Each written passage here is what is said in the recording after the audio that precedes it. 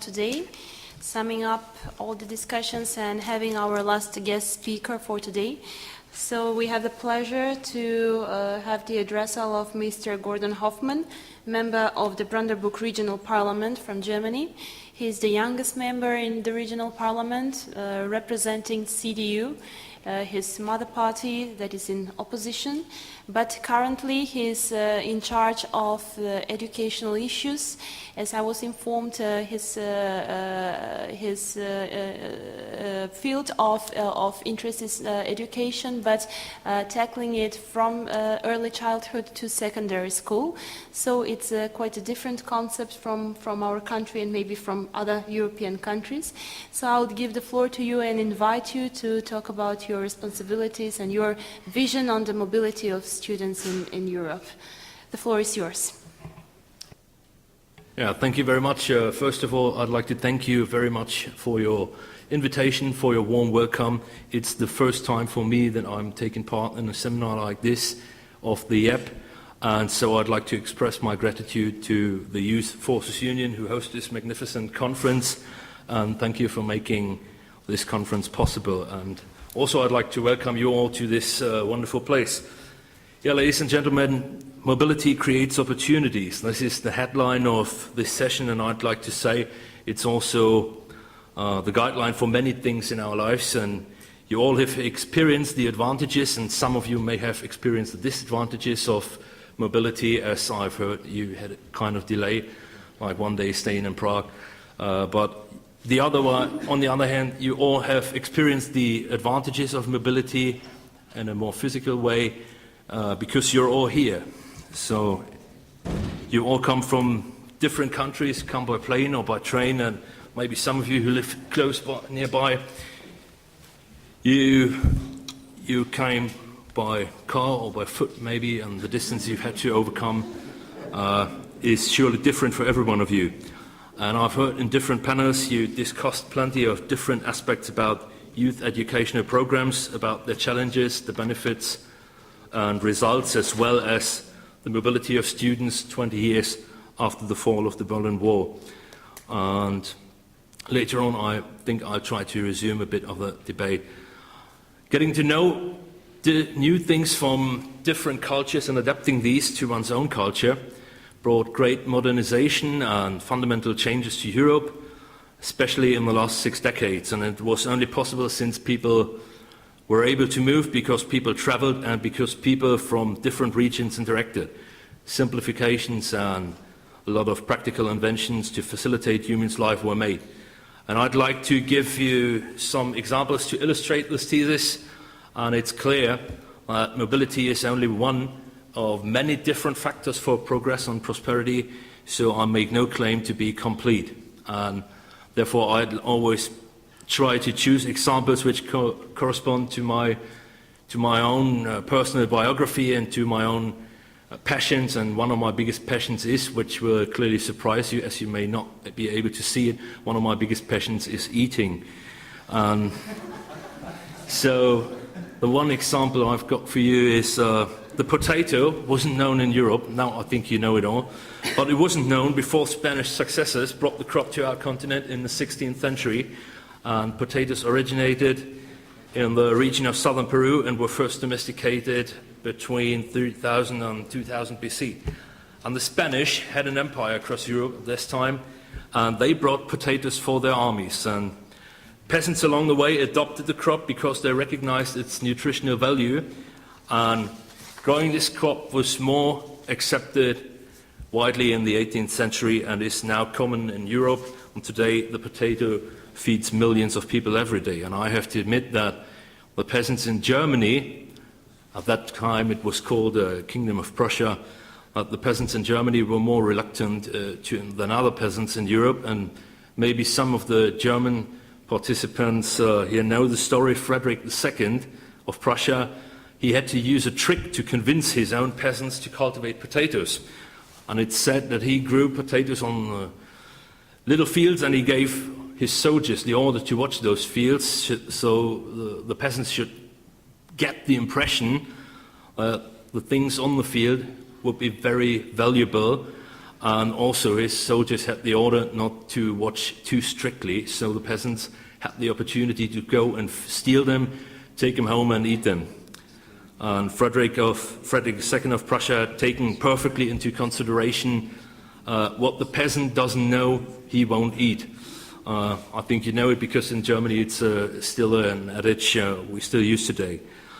Another example is originally tomatoes were no European plant. Tomatoes come from Middle and South America, and now just imagine what Italy would be today without tomatoes. Spaghetti Napoli, pizza, all those things would never be so successful if pizza bakers hadn't invented tomato sauce and Italian immigrants had not brought these to America and other states in Europe.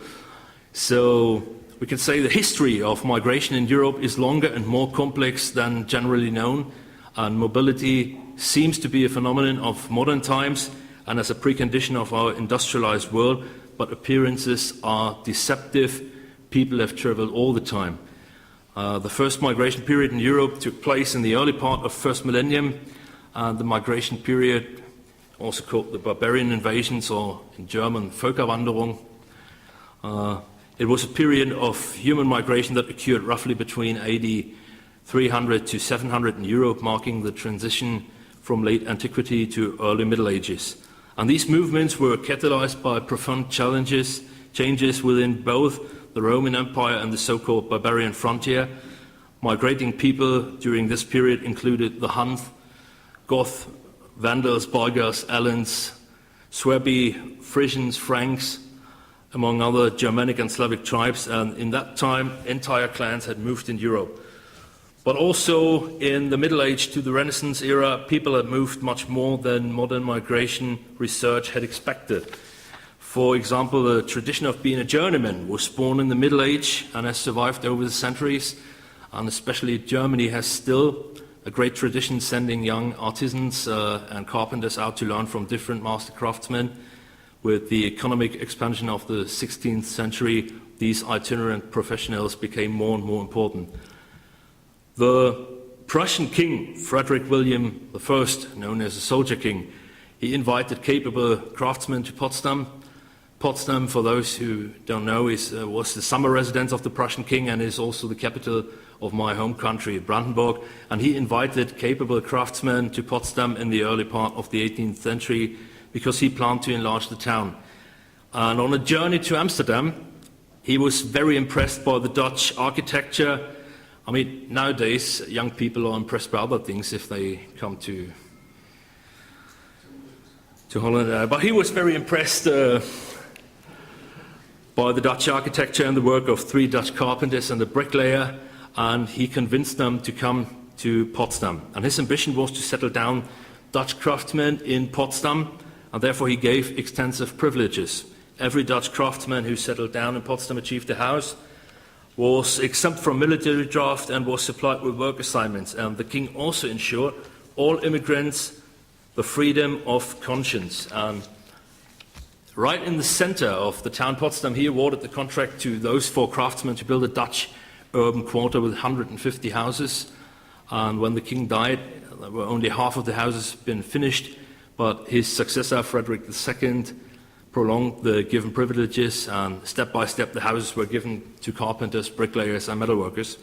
And thanks to this farsightedness, you can still visit. Now I've got to do some marketing, not for Reed, but for my hometown, for my country. You can still visit the quarter with 134 Dutch houses, and today this quarter still dominates our city center and is a well-known tourist attraction, but also a commercial quarter, especially for art dealing and gastronomy. So the Dutch craftsmen have left their market, Potsdam, and even nowadays, Potsdam celebrates a tulip festival once a year to mention the Dutch roots. And we can see on this aspect that mobility is not a new phenomenon in Europe. In fact, it's a very old one, and it's contributed to what we know as Europe today. But the reason for mobility and its forms have changed during the centuries, especially in the age of industrialization. The general character of European migration shifted away from the local and short-distance migration toward longer distance and more definitive migration. Long-distance moves of workers accelerated some 200 years ago and have remained important since then. And the migration of the Polish into the mining sites of Western Germany and Eastern France, or the rush of Irishmen to Liverpool and London illustrates the importance of long-distance migration within industrial Europe. Even more significant, Europe had sent millions of its residents to the agricultural and industrial areas of America and Oceania. French migrants, people of Quebec and Montreal, Portuguese immigrants became Brazilian farmers, as well as residents of Sao Paulo and Rio de Janeiro, and more than 2 million Germans and Scandinavians sailed to America. So altogether, Europe's net migration from 1800 to 1914 was on the border of 50 million people. Over half of the European immigrants in that period went to the United States. And during the time between World War I and Second, European migration patterns also shift from export to import migrants. Western Europe has become even more an active importer of migrants.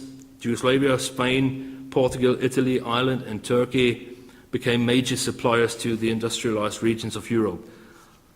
And with the foundation of the European community in the mid-50s last century, the idea of living peacefully together dominated the actions of government in Western Europe.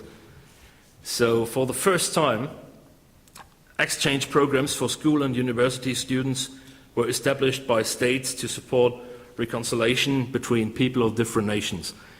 In 1963, Konrad Adenauer, the German Chancellor, and Charles de Gaulle, the French President, signed the Élysée Contract and founded the German-French Youth Organization. This organization had the task to intensify the relations between young people in France and Germany and to deepen the mutual understanding. And I think it's quite successful, as we have more than 8 million young people of both countries who have taken part on these programs. Today, the organization counts more than 200,000 participants every year. The French-German or German-French Youth Organization became the archetype for other associations and state programs to develop exchange between young people, especially in Europe and North America. Another passion of mine, drinking water in the afternoon. During the mid-80s, the European institutions established the students' exchange program Erasmus, and the program is named after the Dutch philosopher Desiderius Erasmus of Rotterdam, known as an opponent of dogmatism, who lived and worked in many places in Europe to expand his knowledge and gain new insights, and who left his fortune to the University of Basel in Switzerland. And it was later given the backronym European Region Action Scheme for the Mobility of University Students.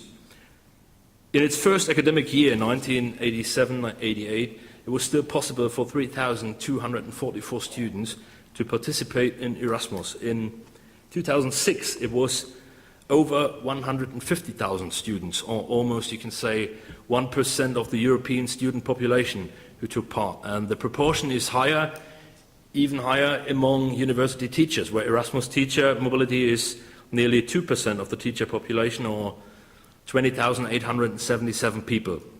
And today, more than 2,500 higher education institutions are participating in Erasmus across the 31 countries involved in the Erasmus program, and over 2.2 million students all over Europe have taken part in this program. Germany is one of the biggest student centers. Since the establishment of the program, nearly 300,000 German students have moved abroad, followed by France with 295,000 and Spain with 270,000. And all the countries except Malta and Norway experienced growth in outgoing student mobility in the academic year 2007 and 2008. Spain, France and Germany, in this order, are the biggest recipients of Erasmus students. Also, and university in Brandenburg, my home country, are highly listed in the German statistics of the Erasmus program. Our universities are sending students abroad above average. The European University Viadrina in Frankfurt-Oder is itemized second. The University of Potsdam 7th in the national ranking, which is, I think, quite good for a relatively small country like ours. I like the quota of foreign students is also good.